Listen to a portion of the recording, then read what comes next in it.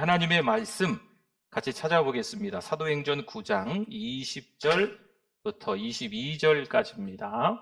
하나님의 말씀 사도행전 9장 20절에서 22절 우리 천천히 같이 한번 읽어보겠습니다.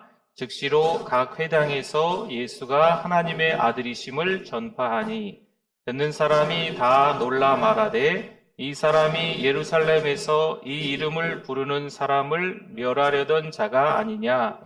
여기 온 것도 그들을 결박하여 대제사장들에게 끌어가고자 함이 아니냐 하더라.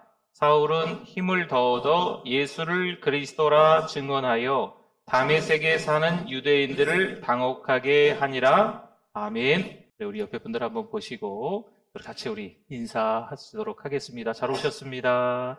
은혜 많이 받으세요.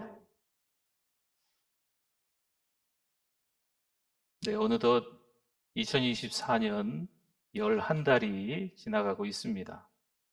2023년을 보내며 송구, 2024년을 시작하며 영신, 성구 영신 예배를 엊그제 드렸던 것 같은데 벌써 11달이 지나갑니다. 한 해를 시작함에 있어서 여러분이 어떤 계획을 세우시지 않습니까? 내가 그래, 올해는 어떤 결단을, 어떤 다짐을 한번 해봐야 되겠다. 지난 한 해는 잘하지 못했지만 2024년이 시작되면서 한번 변화되어 봐야 되겠다. 이런 다짐들을 하셨을 수도 있을 것 같습니다. 그런데 한 달, 두 달 지나가면서 그게 되던가요? 네, 잘 안 돼서 작심삼일로 끝나는 것도 종종 있기도 합니다. 이 변화라는 게 참 만만치가 않아요. 여러분, 변화는요, 지금까지 내가 살아왔던 삶의 방향을 바꾸는 거예요. 익숙한 것들을 다 내려놓는 거거든요. 좀 심하게 말씀드리면 지금까지 죄를 지었던 것과 결별하는 겁니다. 뿐만 아니라 과거의 것들을 다 청산하는 거예요. 과거에 하나님께서 기뻐하지 않으셨던 것들을 다 정리하는 거죠. 때로는 힘들고 어려웠던 시간들, 상처받은 것들을 다 지워버리는 거예요. 그러면 변화될 수 있거든요. 이 변화가 쉽다, 어렵다? 어렵다. 참 어려운 일 중에 하나입니다. 두려움도 찾아올 수 있고요. 참 불안하다는 거죠.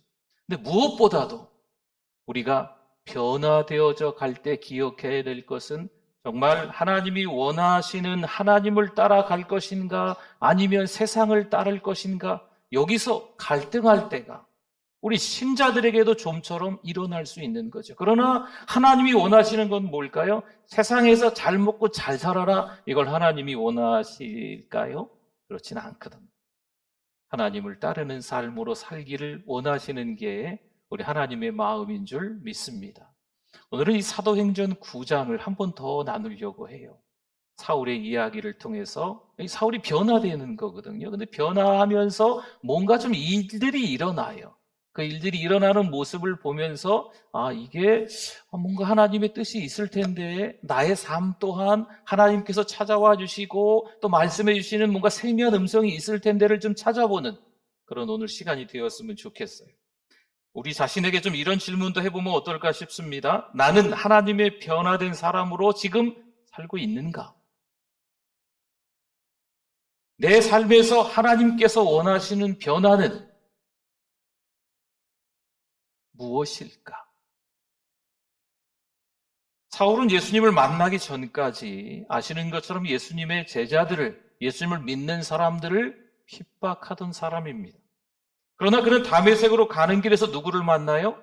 예수님을 만났습니다. 그리고 난 이후에 회심을 하게 되지요. 근데 단순한 회심에 끝나지 않아요. 그때 예수님이 찾아오셔서 이렇게 말씀하셨어요. 사울아, 사울아, 네가 어찌하여 나를 박해하느냐? 그 예수님의 음성을 듣고 사울은 땅에 엎드렸습니다. 여러분, 이 사건은요, 사울이 바울이 되는 데 있어서 삶의 방향을 송두리째 다 바꿔놓는 중요한 시작점, 출발점이 되는 거예요. 그래서 그가 그 이후에 복음의 증인으로 세워 가시는 거죠. 이야기를 말씀을 묵상하는 가운데 떠올랐던 인물이 존 뉴턴입니다. 이 존 뉴턴은요, 노회선의 선장이었어요. 그리고 이렇게 방탕한 삶을 살 수 있을까 싶을 정도의 사람이었습니다. 그러나 폭풍 가운데 하나님의 은혜를 경험하며 자신의 죄를 깨닫고 회개하고 후에 변화된 삶을 그가 살아가는 거지요. 노예 무역을 그만두고 하나님의 복음을 전파하는 목사님이 이 존 뉴턴이 됩니다. 그의 고백이 담긴 찬송가가 있죠? 아십니까? Amazing Grace. 나 같은 죄인 살리신이라는 이 찬송은요, 전 세계에 큰 영향을 주어 복음의 능력을 새롭게 증명했습니다. 사울처럼 존 뉴턴의 변화는 단순히 개인적인 변화에 그치지 않았고 하나님의 사명을 이루는 도구, 복음의 증인으로 쓰임받게 된 줄 믿습니다. 과거가 있는 사람이었지만 그럼에도 하나님께서 찾아와 주셔서 그를 쪼물락쪼물락 해주시고 복음의 증인으로 그렇게 만드셨다는 거죠. 여러분은 어떠십니까? 예수님을 언제 만나셨습니까? 그 만남이 우리의 삶을 바꿔놓으셨나요? 아니면 바꾸고 계십니까? 사울의 변화는요, 여기서 끝나지 않았어요. 하나님께서는 다메섹에 살던 아나니아라는 사람을 준비하셔서 사울의 변화를 돕게 하십니다. 하나님은 아나니아에게 나타나서 이렇게 말씀하세요. 15절인데요. 주께서 이르시되 가라, 이 사람은 사울 얘기하는 거지요. 내 이름을 이방인과 임금들과 이스라엘 자손들에게 전하기 위하여 택한 나의 그릇이라. 아멘. 하지만 아나니아는요, 망설입니다. 망설인 이유를 분명히 여러분도 아시겠죠? 사울의 악명 높은 행적을 이미 이 아나니아도 소문을 듣고 알았던 거예요. 주여, 이 사람은 예수 믿는 사람들을 잡았던 사람입니다. 가가호 방문하면서 끌고 가고 옥에 가뒀던 사람인데요. 아나니아가 두려워하며 망설이는 거죠. 하지만 하나님의 명령을 듣고 순종해서 사울에게 찾아가는 거죠. 혹시 하나님께서 여러분에게도 누군가를 돕도록 부르시고 계시지는 않습니까? 때로는 가족 식구들 가운데, 때로는 여러분 지인들 가운데 하나님이 아나니아에게 찾아와서 말씀하시는 것처럼 찾아가라. 그 사람에게 예수 믿어라. 복음을 전하라고 말씀하지 않으십니까? 이번 성탄절에 교회 식구들이 다 모인다던데, VIP도 초청한다던데 그 사람들에게 교회 가자라고 말하라고 하나님께서 감동을 주시지는 않습니까? 아나니아는요, 사울을 만나 안수하며 이렇게 말합니다. 17절인데요. 아나니아가 떠나 그 집에 들어가서 그에게, 사울에게 안수하여 이르되 형제 사울아, 주 곧 내가 오는 길에서 나타나셨던 예수께서 나를 보내어 너로 다시 보게 하시고 성령으로 충만하게 하신다 하니 아멘, 아멘. 사울은요, 이 만남을 통해서 시력을 회복합니다. 뿐만 아니라 성령을 받습니다. 즉시 세례를 받고 새 삶을 시작해요. 하나님의 계획 속에서 사울의 삶은 드디어 마침내 방향이 바뀌는 겁니다. 변화되는 삶으로 된 줄 믿습니다. 사울은 단순히 자신의 노력으로 변화되는 것이 아니에요. 내가 변화돼야지 노력하고 애쓴다고 변화되는 게 아닙니다. 누구를 만나야 될까요? 이게 정말 중요한 포인트거든요. 그렇죠. 예수님을 만나야 돼요. 하나님을 제대로 만나야 돼요. 하나님을 만나고 난 이후에 그가 방향을 바꾸는 거지요. 하나님을 만나고 난 이후에 익숙한 것들을 다 내려놓는 거예요. 하나님을 만나고 나니까 그가 죄와 결별하는 거죠. 하나님을 만나고 나니까 마침내 과거의 것들을 다 청산하는 거예요. 고린도후서 5장 17절에서 이렇게 말씀합니다. 한번 같이 읽어주십시오. 그런즉 누구든지 그리스도 안에 있으면 새로운 피조물이라 이전 것은 지나갔으니 보라 새 것이 되었도다. 아멘. 예수 그리스도를 만난 이후에 새로운 삶을 살아야 될 줄 믿습니다. 여러분은 지금 삶의 방향이 어디를 향하고 있습니까? 하나님께서 원하시는 방향으로 달려가고 있습니까? 아니면 세상 길로 여전히 교회를 다니지만 때로는 양다리를 걸치고 살아가고 있습니까? 하나님께서 주시는 그 부르심에 응답하며 여러분의 삶을 변화시키는 그 예수님을 신뢰하고 계시는 게 맞으십니까? 혹시 하나님이 부르시는 누군가를 향해 순종해야 할 자리가 있다면 오늘 그 부르심에 응답하십시오. 나의 VIP가 떠오르신다면 성령 하나님이 떠오르게 하시는 것이니 여러분 모른 척하지 마시고 그 이름을 기억하시고 기도하시며 그 이름을 가지고 있는 사람에게 찾아가서 이번 성탄절의 교회에서 만나자. 여러분 하시기 바랍니다.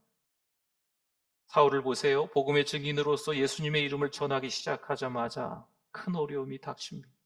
내가 변화됐는데, 예수 믿고 새로운 삶을 살아가는데, 그 이후로 탄탄대로가 돼야 되는데 사울에게 큰 어려움이 찾아옵니다. 사울이 감당할 수 없는 어려움이었어요. 유대인들이 그를 죽이기 위해서 음모를 꾸미고요, 밤낮으로 성문을 지키며 도망치지도 못하게 만드는 거예요. 그러니까 사울이 제자들의 도움으로 광주리에 담겨 성벽을 통해 간신히 도망치는 겁니다. 여러분 여기 잘 들으십시오. 복음을 전하려는 그의 사명은 단순한 말이 아니라 실제로 뭘 걸어야 될 걸까요? 생명까지도 걸어야 되는 일이에요. 사울이 살던 시대만, 그때만 그랬나요? 여러분 지금은 아닐까요? 사울이 살던 그 시대는요, 정말 죽을 똥 살똥하면서 복음을 전했는데 지금은 어떻습니까? 팔짱 끼고 교회 와요. 어떤 날 바쁘면 교회 안 오세요. 힘들고 어려운 일 생기면 예수님 배교하고 교회를 떠나요. 여러분 이런 일들이 아주 쉽게 일어나고 있어요. 사울이 겪은 큰 어려움은 단순히 거절이나 조롱이 아닙니다. 생명의 위협입니다. 그가 전한 메시지가 유대인들에게는 충격적이고 받아들이기 어려운 것이기 때문에 그의 적들은 그를 아예 없애려고 하는 거죠. 이와 같은 위기는 사울에게 큰 두려움을 줄 수 있는 상황이지만 여러분 잘 들어보십시오. 그는 복음의 증인으로서 도망치면서도 분명히 도망자처럼 보였지만, 실패한 인생처럼 보였지만 자신의 사명을 그가 포기했다? 아니에요.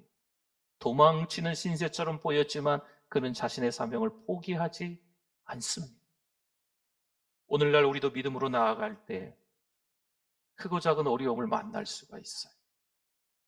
가정에서 나 신앙생활 잘하겠습니다. 결단할 수 있거든요. 하나님이 나에게 주신 그 은혜가 있어서 가족 식구들이 교회 가자! 다 같이 교회 가자! 이야기할 수도 있거든요. 근데 그때서부터 갈등인 거죠. 그때서부터 관계가 서먹서먹해지는 거예요. 가족인데. 직장에서는요, 예수 그리스도를 믿어보니까 정직하게 살아가야 되겠다, 예수 그리스도를 믿는 신앙의 가치로 직장에서도 생활해야 되겠다 했는데 그 이유 때문에 직장에서 불이익을 당하는 거죠. 우리 청년들도 중고등부원을 같이 예배드리는데 마찬가지예요. 학교에서도 그런 일이 있는 거예요. 저희가 학교 다닐 땐 쉬는 시간에 국기계양대 앞에 모여서 나라와 민족을 위해서 기도하던 시기가 있었거든요. 근데 애들이 어떻게 했는지 아십니까? 막 손가락질했어요. 쉬는 시간에 성경책 읽고 있으면 막 약 올리고 막 이랬어요. 그러저러한 시간들 가운데 변함없이 신앙으로 이렇게 만들어가는 게 좀 필요한 겁니다. 이러한 순간들이 우리에게 찾아올 수 있지만 정말 하나님을 어떻게 신뢰하고 있으십니까?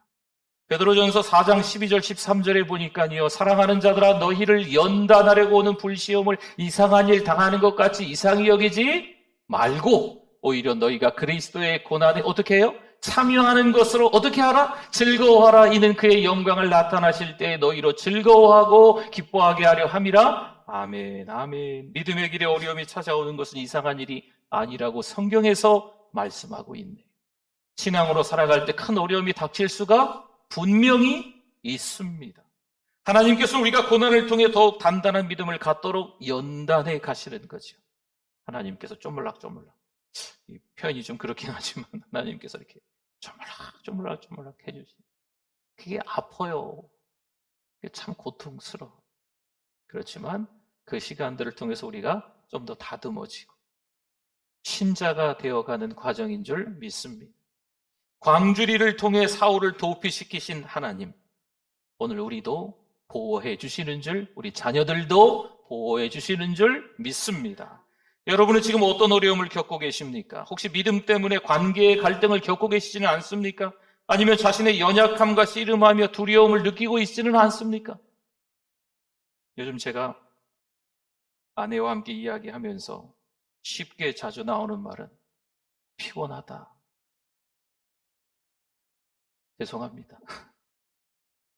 목사로서 은혜입니다. 감사합니다. 아내하고 둘이 이야기할 때도 다 하나님의 은혜지, 하나님께 감사할 것밖에 없어, 이렇게 이야기해야 되는데 아내하고 쏙닥쏙닥 이야기할 때는 피곤해.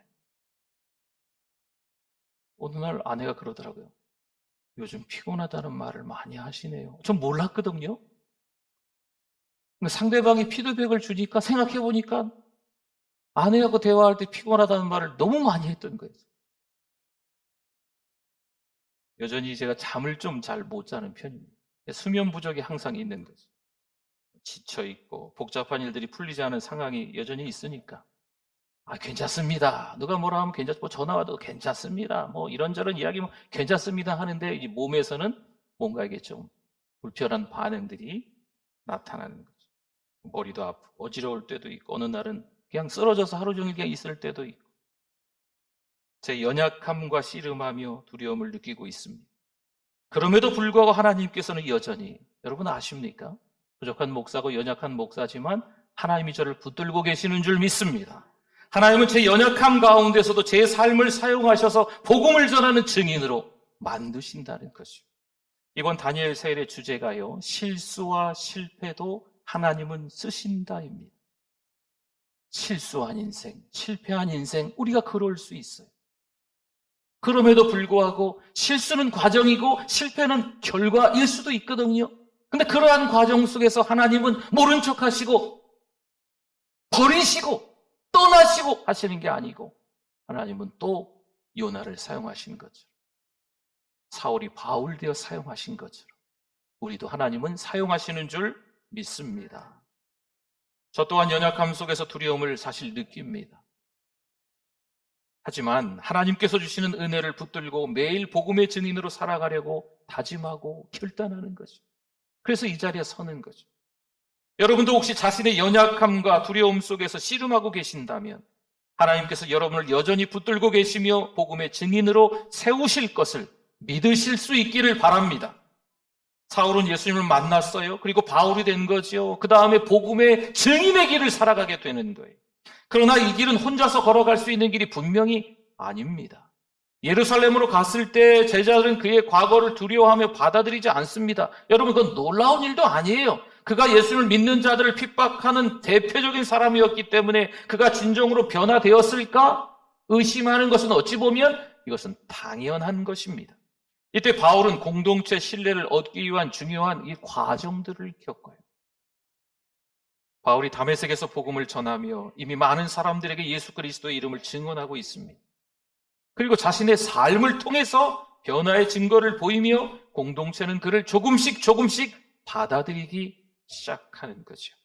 히브리서 10장 24절 25절을 봅시다. 여러분, 이 말씀을 기억하면서 힘들고 어려운 또 연약함과 부족함으로 살아가는 우리 주변에 있는 성도들을 좀 대하셨으면 좋겠어요. 같이 한번 읽어보겠습니다. 서로 돌아보아 사랑과 선행을 격려하며 모이기를 패하는 어떤 사람들의 습관과 같이 하지 말고 오직 권하여 그날이 가까움을 볼수록 더욱 그리하자. 아멘. 바울의 삶은 공동체 안에서 더 견고해지고 있습니다.